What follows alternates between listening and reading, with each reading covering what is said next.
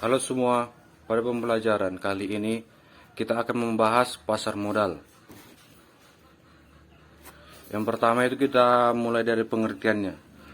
Pada slide ini, pasar modal diartikan sebagai sarana bertemunya perusahaan maupun institusi lain, misalnya pemerintah yang membutuhkan dana dari masyarakat untuk pengembangan usaha, ekspansi, penambahan modal kerja, dan lain-lain, dengan masyarakat yang hendak menginvestasikan dana mereka. Jadi pasar itu tempat pertemuan pembeli sama penjual. Penjualnya disebut dengan emiten atau pemerintah, dan pembelinya disebut dengan investor. Mereka ini bertemu di pasar modal. Kemudian pasar modal itu di Indonesia disebut dengan IDX, Indonesia Stock Exchange, atau Bursa Efek Indonesia. Yang kemudian manfaat pasar modal. Manfaatnya yang pertama itu bagi emiten atau penjual produknya. Yang pertama sebagai sumber dana. Sumber dananya itu berupa produk yang dijual oleh emiten, kemudian para investor atau pembeli yang membelinya. Dana dari situ akan digunakan untuk pembangunan ekspansi dan seperti pengertiannya sebelumnya. Kemudian sebagai bahan promosi. Kita ambil contoh, jika perusahaan itu menjual saham di IDX, berarti perusahaan itu telah melewati seleksi-seleksi yang dibutuhkan biar bisa masuk ke dalam pasar modal. Yang berarti tidak semua perusahaan bisa. Yang kemudian bagi investor atau pembeli, ada yang disebut dengan capital gain atau selisih keuntungan. Jadi semisal kalian beli saham pada hari ini, harganya sekitar 100 per slot, 100.000 per slot. Kemudian besoknya atau 2 hari kemudian sahamnya naik karena ada beberapa faktor.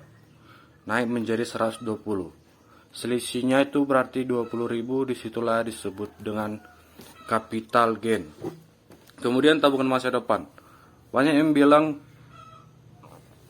investasi di pasar modal itu bagus, apalagi saham. Dengan kita berinvestasi di saham, dengan pertumbuhan saham yang lambat tapi pasti,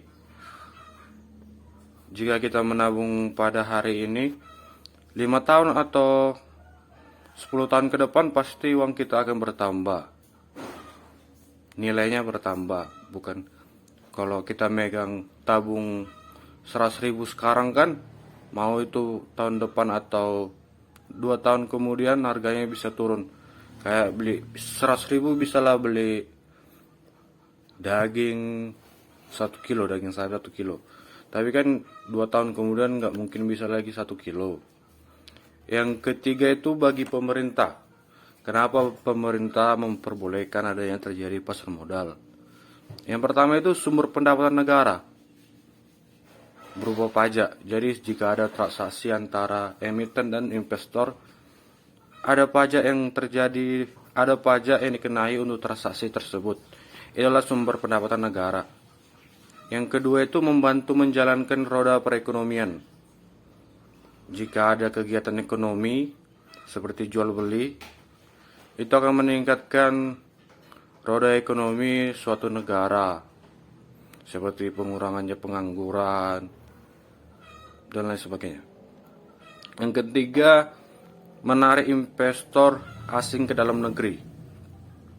Jika kegiatan di pasar modal maju, investor lain dari luar negeri pun akan berminat untuk berinvestasi ke dalam negeri, yang berarti pajak juga didapatkan oleh pemerintah.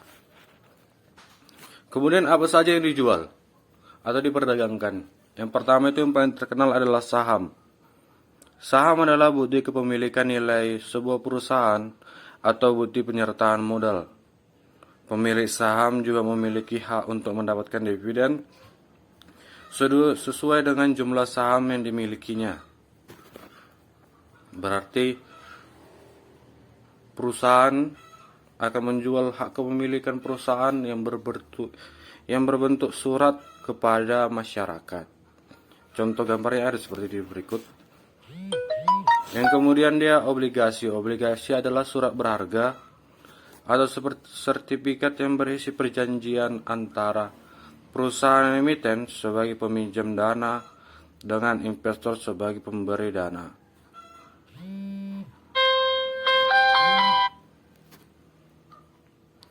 Penerbit obligasi wajib membayar bunga secara rutin serta melunasi pokok pinjaman saat jatuh tempo. Jadi ini seperti surat dia minjem, perusahaan melemparkan kepada masyarakat berupa surat hutang atau obligasi. Jadi kemudian nanti ada beberapa pihak yang membeli. Kita ambil contoh lah, obligasinya seharga 10 juta. Tapi dilemparkan orang itu ke masyarakat, ada yang membeli 2 juta, 5 juta, dan 10 juta. Pihak perusahaan akan memberikan bunga kepada pembeli obligasi tersebut, entah 10%. Jadi nanti jika jatuh temponya semisal 3 tahun, jika kita beli obligasinya 10 juta, 3 tahun kemudian berarti 10% per tahun, kita akan balik modal menjadi 10 juta 19 juta.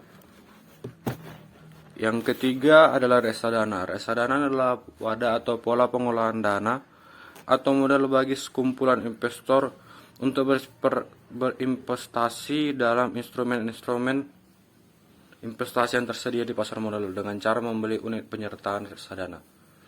Jadi kita tidak secara langsung membelinya. Kita melalui yang disebut dengan manajer investasi.